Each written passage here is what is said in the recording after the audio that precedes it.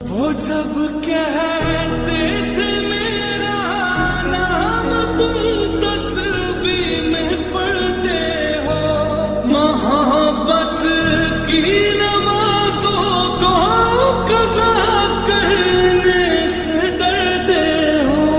मगर अब याद आता है वो बातें थी महज़ बातें, कहीं बातों ही बात।